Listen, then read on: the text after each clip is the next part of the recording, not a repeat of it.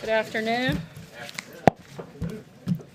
Later this week, the President and First Lady will travel to Argentina for the G20 summit.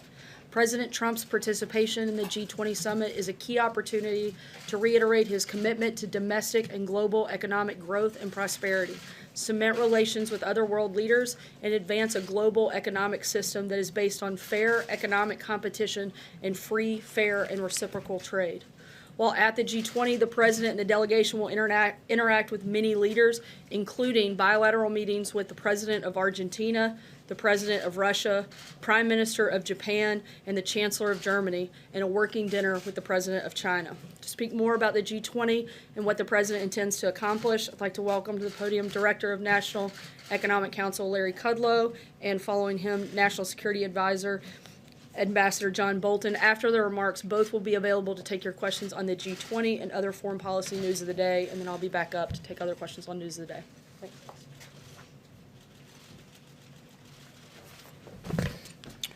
Thank you, Sarah. Thanks, everybody.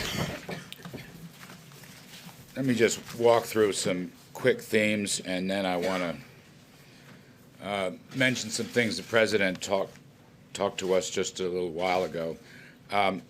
As Sarah said, G20, funny, it's not actually the G20 when we count it up properly, as Ambassador Bolton points out. It's much more than the G20. Now, in terms of the U.S. positions, we're going to use this as an opportunity to talk about our measures of tax cuts and deregulations and reskilling and job training and so forth that have generated significant economic growth and prosperity. That includes women's economic empowerment. As Sarah mentioned, free, fair, and reciprocal trade and trade reform. There'll be discussions of infrastructure, finance, and also the U.S. emergence as the dominant energy power in the world today, actually. In terms of the much-discussed meeting, it's going to be a dinner meeting between President Trump and President Xi and representatives from both sides. It'll be bilateral. I want to just mention what President told us a short while ago, and that is, in his view, there's a good possibility that a deal can be made, and that he is open to that. He is open to that. But having said that, some caveats, as always. Certain conditions have to be met with respect to fairness and reciprocity, as we've said many times. For example, issues of intellectual property theft must be solved. Forced technology transfers must be solved. Significant tariffs and non-tariff barriers must be solved. Issues of ownership have to be solved. The President will probably reiterate his view. We want a world, ideally, of zero tariffs, zero non-tariff barriers, and zero subsidies. Now, whether they can get through all that remains to be seen, but that's the President's point of view, as I said just a little while ago. The U.S. is coming to the summit in very good shape. Our economy is quite strong. It's growing at 3% over the past year. Second quarter was 4.2, third quarter was 3.5, perhaps be revised upwards. We have a very strong holiday season, so-called Black Friday, very strong. We've had tremendous investments, business investments, energy investments, oil prices and gasoline prices coming down. That helps consumers, of course. We're in very good shape. China, not so good. I'm not here to critique or second-guess the Chinese economy, but most observers believe China to be in a slump, whereas the United States is in a very strong, solid position going into this summit. However, again, to repeat, the President said there's a good possibility that we can make a deal, and he is open to it. But on the other hand, if these conditions I mentioned a few moments ago are not met, not dealt with, the President has said, look, he's perfectly happy to stand on his tariff policies, which 10% last $200 billion, scheduled to go to 25%. That's not a certainty, but that's the schedule. And he has said, as recently as yesterday, the day before, if need be, if things don't work out in this U.S.-China summit meeting, he will invoke another 267 some odd billion dollars in tariffs. That may not be the first choice. I'm just saying that is his view. If we can't get something done, and things have been moving very slowly between the two countries, until the president himself called President Xi and said, let's restart, let's try to get things going again. And then since then he's made positive comments about that. So we will see. As I said, the key U.S. goals around growth and prosperity, and our economy is in good shape. Theirs is not. I'll just leave it right there. John, do you want to add stuff to that? Do you want me to take some questions? You sure? Okay, good. Let me take some questions and try to help out on this. Yes? Mr. Cuttle, I'd like you to address some concerns recently from representatives of Italy and France and Germany who say that we're actually backing away from the national stage, and they fear that Russia will be the dominant economic force in Europe and the Middle East in the coming years. Could you address those concerns, A, and B, can you tell us a little bit, if you can, about the layoffs at GM? Well, I'll talk to you about GM layoffs. Regarding the Russian story, I'm going to leave that to my longtime friend and colleague, John Bolton. I met with Mary Barra yesterday, and we had a lengthy conversation about the layoffs, the cause of the layoffs. It's a great disappointment, obviously. The president indicated his own disappointment.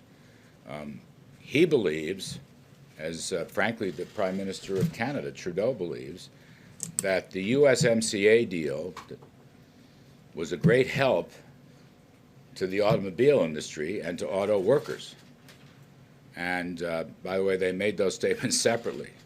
And yet, GM comes in right after the deal. By the way, that deal will be signed in Argentina with the U.S. And Canadian representatives.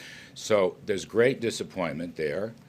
There's disappointment that it seems like GM would rather build its electric cars in China rather than in the United States. We are going to be looking at certain subsidies regarding electric cars and others, whether they should apply or not. I can't say anything final about that, but we're looking into it. Again, that reflects the president's own disappointment regarding these actions. Ms. Barrett told me, on the other hand, I want to be completely fair here, it's her business, it may be possible to transfer workers to other plants in Texas and Michigan. I'm not an expert on General Motors, I'm not an analyst, auto analyst, but that's what she said. But obviously there's a lot of disappointment, even anger. I've heard it, again, from Mr. Trudeau, from President Trump, from Democrats and Republicans. Just to follow, do you think it's going to adversely affect our economy coming into the Christmas season and after? No, I mean, look, I don't want anybody to get laid off. I want workers to do very well. I want worker wages to do well, and they are. I mean, that's one of the great things. You know, there's a certain amount of pessimism that I'm reading about. Maybe it has to do with really a mild stock market correction. Let's not forget a couple weeks ago, just on this very point, we had 250,000 new jobs, which was a blockbuster number. Nobody really expected it. With a 3.1% yearly gain in wages and a 3.7% unemployment rate, those are very spiffy numbers by any benchmark in any metric. So again, holiday season layoffs from GM, brutal, all right? Very disappointing. Will it affect the overall economy? I don't think so. I do not think so. Yes? Yeah, back to the question of the tariffs. And if these talks with President Xi go nowhere, and we move forward with this escalation of the tariffs that you just described, which, correct me if I'm wrong, would be the biggest addition of tariffs that we've seen in your lifetime, what will the impact be on the U.S. economy? I mean, That's a long period of time you mentioned. My lifetime. But you've been a committed free trader for almost all of those years. Yeah. So what will be the impact on the U.S. economy if we see tariffs go up to the degree that you just described? You know, we'll see what happens, okay? I don't want to presuppose anything President's going to make up his mind after the meeting. But I will say this. Our economy is in very good shape right now. And when you multiply through whatever numbers you want to use, 250 billion, or tack on another tranche, which may or may not happen, at a 10% tariff rate or more, it's really just a fraction of our economy. Okay, it's just a fraction of our economy. I'm not suggesting that there aren't winners and losers in that game. It's a complicated game. But on the other hand, I think we are in far better shape to weather this than the Chinese are. And I'll say one thing. I appreciate your characterization. I am a free trader. But you have to ask yourself, this is what President Trump has been talking about, is it free trade when there's clear evidence of unfair and WTO illegal trading practices by China for several decades? Is that fair? Is that free? Is it free when intellectual property theft occurs, or when Chinese ownership of American companies force transference of technology from American companies to the Chinese companies? Is that fair? Or high tariffs on agriculture and industrial supplies? Is that fair?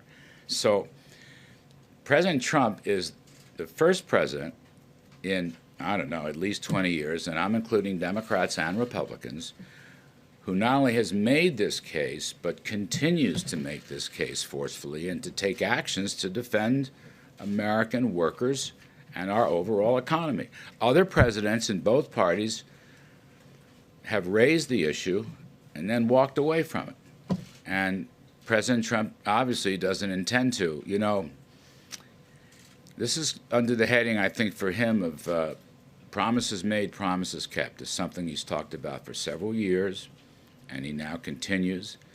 If China will come to the table, or in this case the dinner table, with some new ideas and some new attitudes and some new cooperation, as the president said, there's a good possibility they can make a deal. He's open to it. So nothing is written in cement or stone. But again, for a free trader, where's the free trade? And for several months now, since I've been here, President and I have talked about this. We'd love to see a world of zero tariffs and zero non-tariff barriers and zero subsidies. We'd love to see that world. But unfortunately, we don't have that world, particularly with respect to China, but not only China. And so he's taking actions that he thinks will get us closer to that world. Let me go around. Yes, please. Thanks.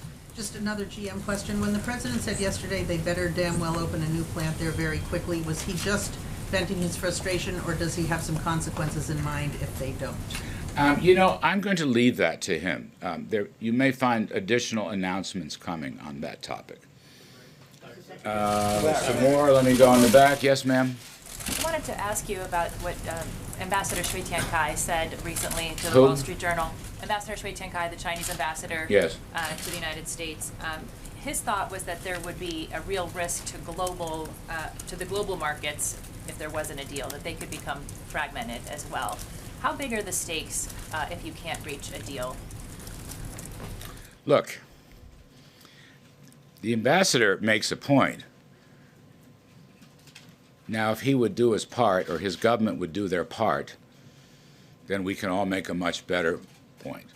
That's what President Trump is saying. I mean, I'll read you the quote again. There's a good possibility we can make a deal, and he's open to it. But certain conditions, have to be met. Certain things have to be changed. And the president, again, in the spirit of promises made, promises kept, is going to defend, the interests of American workers and ranchers and small businesses and the economy writ large. Let me just add one other point to this. The rest of the world agrees with us. I mean, we signed at the UN, for example, a trilateral agreement with the EU, the United States, and Japan. Worth looking at that document, which outlines, what they call non-market abuses, read China. just recently, before the Shanghai conference, where President Xi was to give an important speech, I'm not sure there was much new there, but in any case, just before that conference, with no prodding from the USA, the ambassadors, the French and German ambassadors to China, wrote a very tough piece going after, again, non-market, unfair, non-reciprocal trading practices. There is broad-based support for the American position here, which is China should change its practices and come into the community of responsible trading nations. They can do that, right? They're a major economy right now. It's not like they were 25 or 30 years ago. We would welcome it. The president has said he's happy to make a deal, but they have to take certain actions and give certain assurances. So, you know. You'll spend the G20 getting that support around your position from other countries at the G20? Oh, I'm sure we will. We have in many other forms. Just a couple more. I want Ambassador. Yes, please. Thank you, Mr. Kudlow. Thank you. Yes, he was talking to me. Tariffs are, in effect, a tax on imported products that are paid for by the consumer. So does the president realize that these escalated tariffs are going to be paid for by the American citizens? Well, look, he realizes the ramifications. As I said earlier, given the strength of our economy, given the size of our economy, we are in position to deal with this and handle this very well. That's the key point. And I'm not so sure about China, but I'll leave that to China experts and so forth and so on. The benefits, let me just look at the other side of the ledger. It's very important. The benefits of true free trade globally will be enormous. Now, if we go back to the idea of zero tariffs and zero non-tariff barriers and zero subsidies, if China plays by the rules, even the WTO rules, and all that needs reforming in our judgment, but they're violating those rules. If we do have a free trading system, or we move in the direction of a free trading system, a true free trading system, we will benefit enormously. Frankly, we will benefit, they will benefit, and the rest of the world will benefit. Now, free trade throws off enormous benefits when it's done properly in consistency and in a reciprocal manner. That's the key point the President emphasized. He's absolutely right. So, you know, I think of it as possibly a long rainbow here. At the end of that rainbow is a pot of gold. You open up that pot and you have prosperity for the rest of the world. But you got to get through that long rainbow. We're not there yet. We can get there. The President is reaching out. But we'll see how that works. Sir? Yes, go ahead. I'm sorry. Yes, go ahead. Thank you, sir. Earlier, you mentioned low oil and gas prices as evidence that the president's economic policy is working. You mentioned the U.S. becoming the global dominant energy player. But merely days ago, the president said that it was necessary to let Saudi Arabia and its crown prince get away with ordering the murder of a Washington Post journalist because Saudi Arabia ensures low gas prices. Now, which one is it, sir? I'm going to let Ambassador Bolton handle that question. I'm trying so hard to swim in my own lane, and I think John will help out with that whole discussion. He's sitting there much too calmly and quietly, so I want to get him up here. We've known each other a very long time. You're on, John. Well, I'm delighted to be here. I don't really have much to add. Sarah gave you the list of bilaterals. Let me just update it a little bit because we're trying to fill every minute of the president's schedule. She said he's going to meet with President Macri, the host government of Argentina.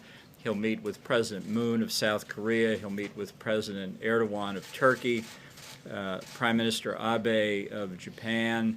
That will transform at some point during that meeting into a trilateral meeting with the Prime Minister of India, Narendra Modi. And then, as Sarah said, the President will meet with President Putin and have a working dinner with President Xi. There were two questions that were. Sir, Ambassador. Question, sir? Yeah, right here. Thank you, sir. Does the president have any plans in the works to meet with the Saudi Crown Prince while he's there? No, look, the bilateral schedule is full to overflowing at this point, and so those are the ones I've listed that he'll be meeting with. Yes, ma'am. Hello. Mr. Yes, I have a question about the border tensions right now with the U.S. and Mexico. The U.S. Launched tear gas canisters into Mexican soil, and I'm wondering if you've gotten, if Mexico was given the go-ahead before that happened, and what is the U.S. doing to mitigate any tensions right now with the incoming Lopez Obrador administration? Yeah, I don't think that's really a subject of the G20, but I can say that Secretary of State Pompeo, who will be attending the G20 and therefore will not be accompanying Vice President Pence to the inauguration on Saturday the 1st, Secretary Pompeo will fly overnight from Argentina to Mexico and will meet with the new Foreign Minister of Mexico on Sunday the 2nd. And they'll have a full conversation about all the issues in connection with the border. Yeah. What do you expect to be on the agenda for the President's meeting with Putin?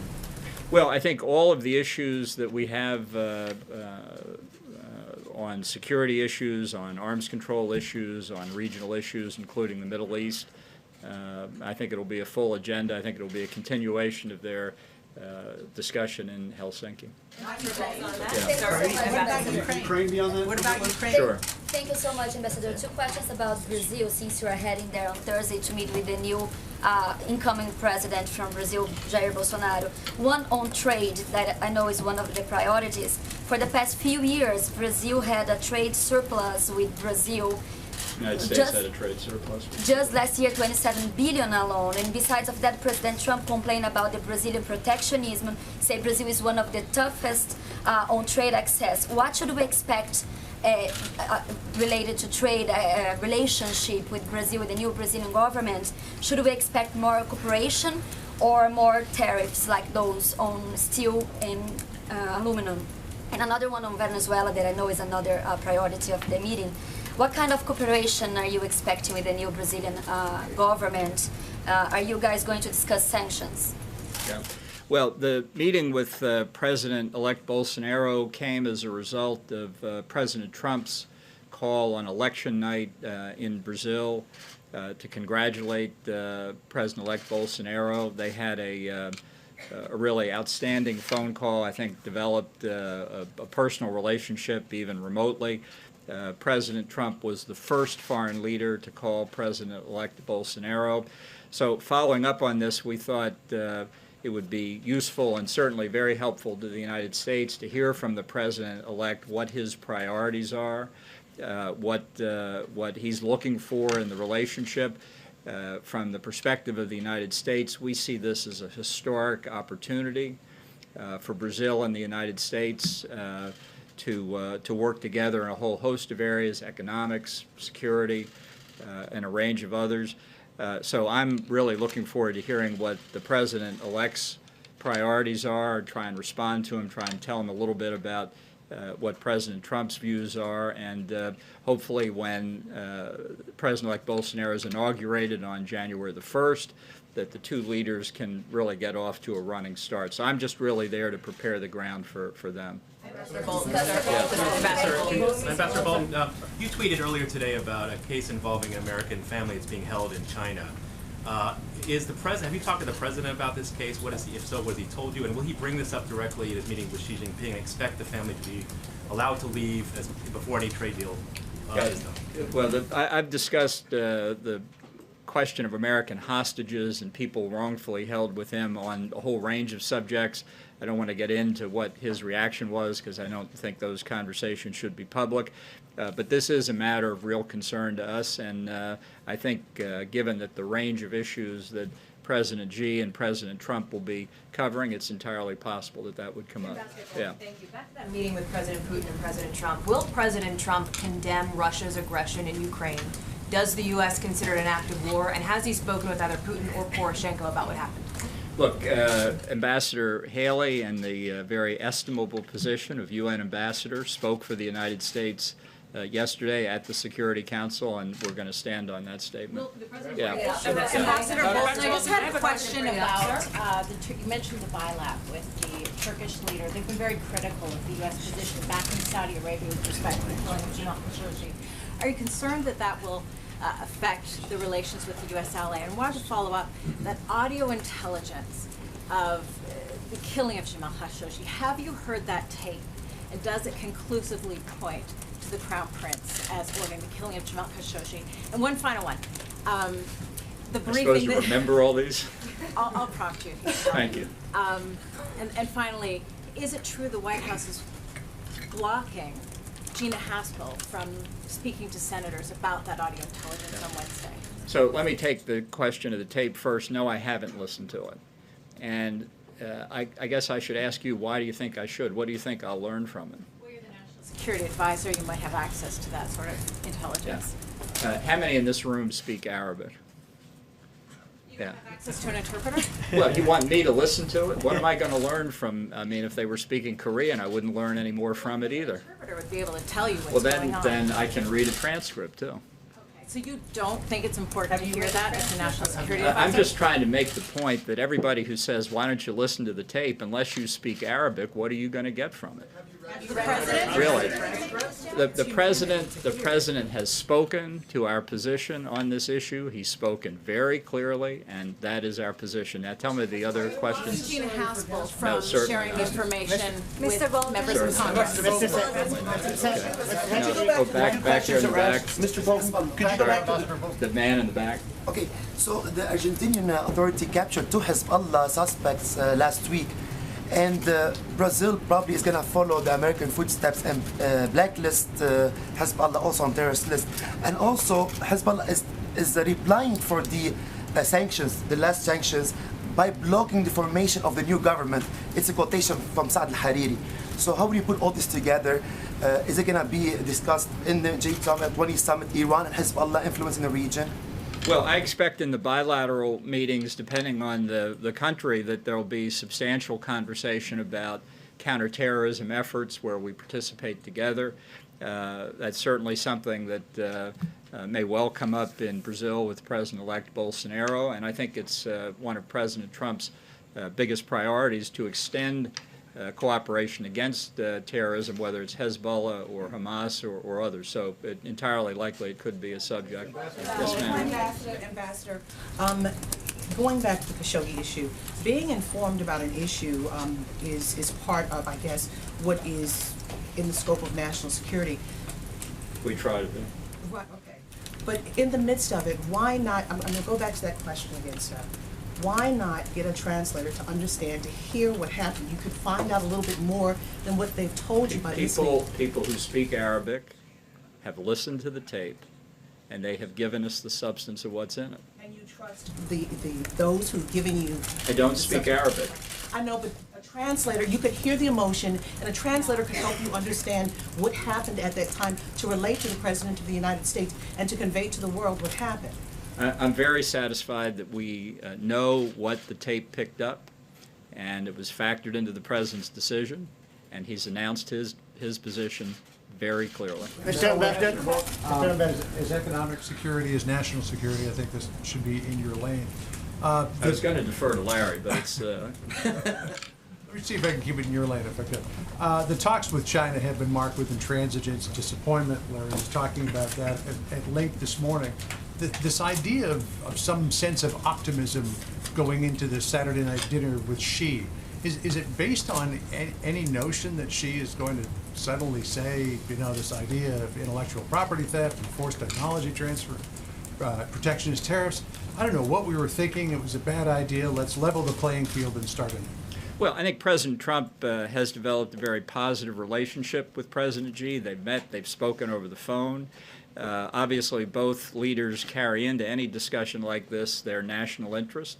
And I think it's instructive, and I think the Chinese side believes the same thing, to have the two leaders exchange their views in the presence of their senior advisors.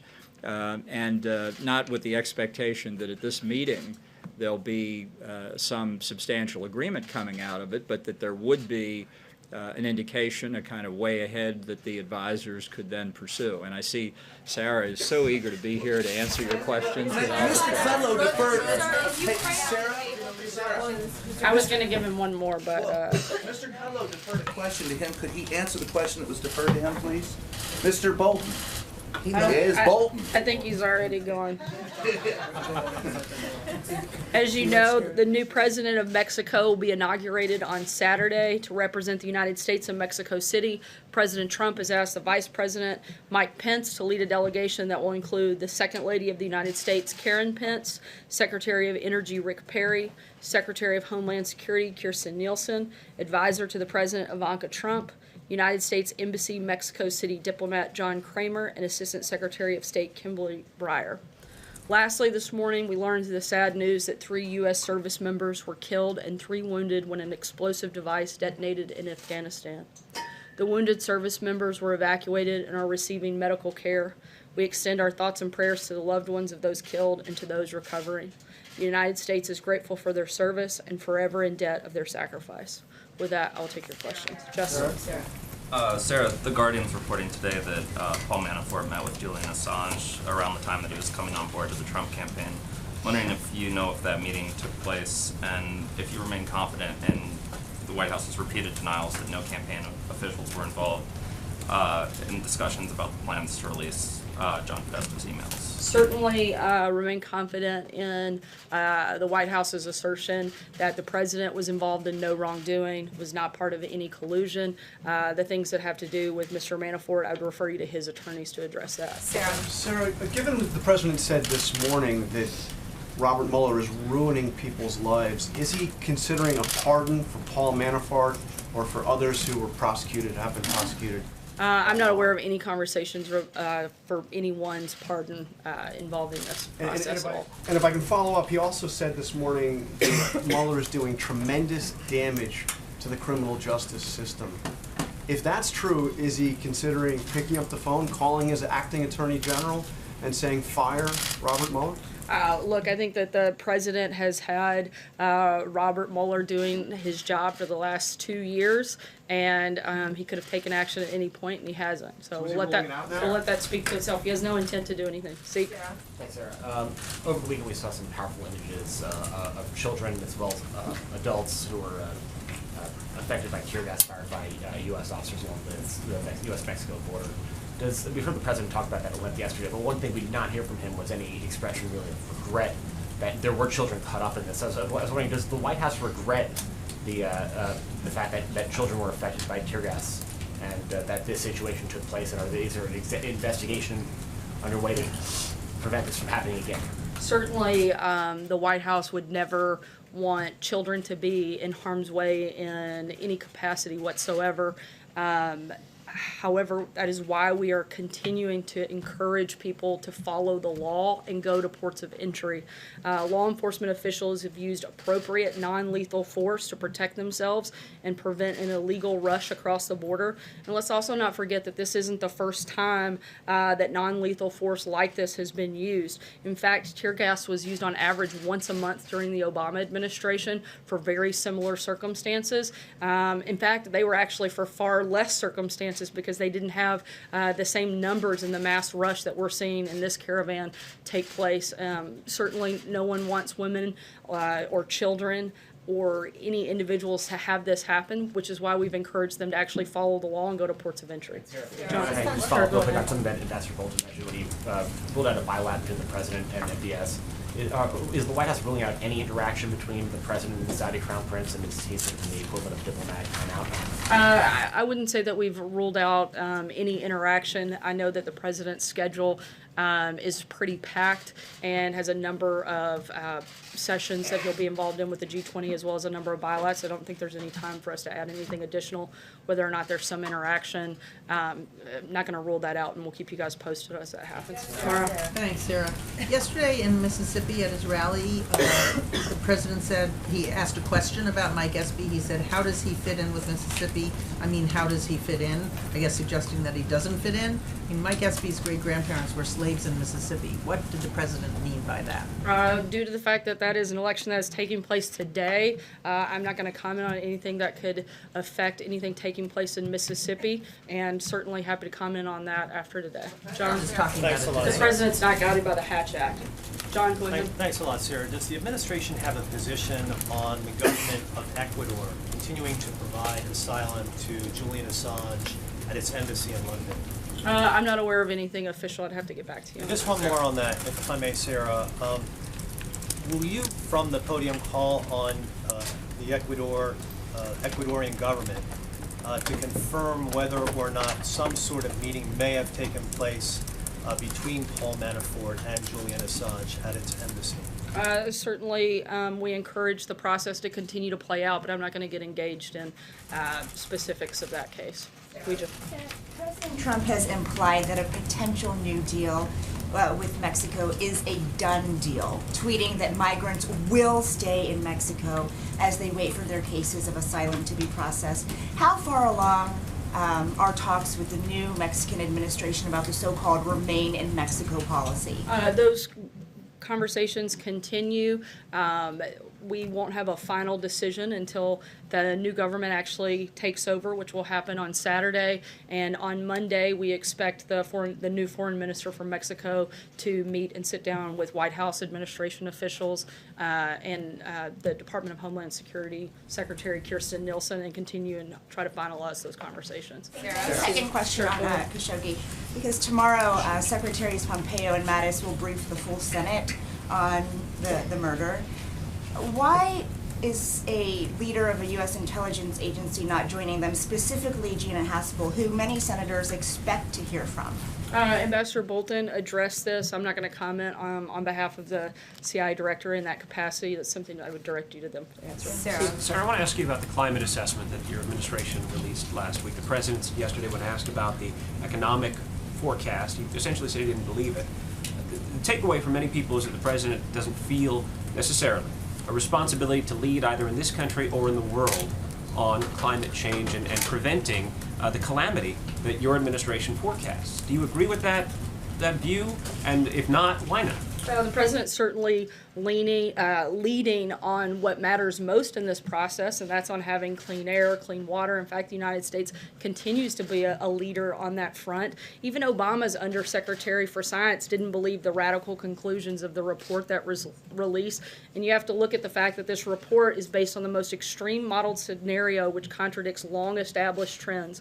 Modeling the climate is an extremely complicated science that is never exact. The biggest thing that we can do is focus on how to make sure we have the cleanest air, the cleanest water, and the president is certainly doing that and certainly leading on that front. How is he doing that? I mean, the president's about to go to Buenos Aires and meet with all the leaders of the world's industrialized nations and developing nations as well. Isn't this a great opportunity for him to sit at the table and say, folks, this is what my administration just reported. This is the time that we all have to act in concert to prevent what my administration is forecasting? Once again, we think that this is the most extreme version, and it's not based on facts. It's not data-driven. We'd like to see something that is more data-driven. It's based on modeling, which is extremely hard to do when you're talking about the climate. Again, our focus is on making sure we have the safest, cleanest air and water, and the president's going to do exactly that. April. Sarah, I want to go back to GM. President Trump, early on in January 2017, met with the big three automakers, and he said he wanted to make the U.S. a more attractive place for companies to manufacture products by lowering taxes and business regulations. What does this move, this action by GM say? Certainly, it's disappointing to see that GM decided to lay off these workers. The president's been extremely committed to bringing manufacturing jobs back to the United States, which is why, since he took office, we've seen 400,000 new manufacturing jobs created in the United States. It's because of his policies that we've seen that grow. This is not about the president. It's about the fact that they're making a car, frankly, that people don't want to buy. And hopefully they will make adjustments and make changes and bring those workers back. Jim? Sarah, getting back to Paul Manafort and the special counsel's office saying that he's violating the terms of this plea agreement by lying to investigators, would the president recommend that Mr. Manafort begin to cooperate, offer full cooperation to the special counsel's office? we can only speak to what our role is in that process, and not only has the president, but the entire administration has been fully cooperative with the special counsel's office, providing hours and hours of sit-downs, as well as over 4 million pages in documents. We continue to be cooperative, but we also know that there was no collusion, and we're ready for this to wrap up. And if I could ask a follow-up, the president doesn't believe the warnings in the climate report. The president doesn't believe the CIA when it comes to Jamal Khashoggi. The president doesn't believe the intelligence community when it comes to Russia meddling. Why doesn't he have faith in his advisors?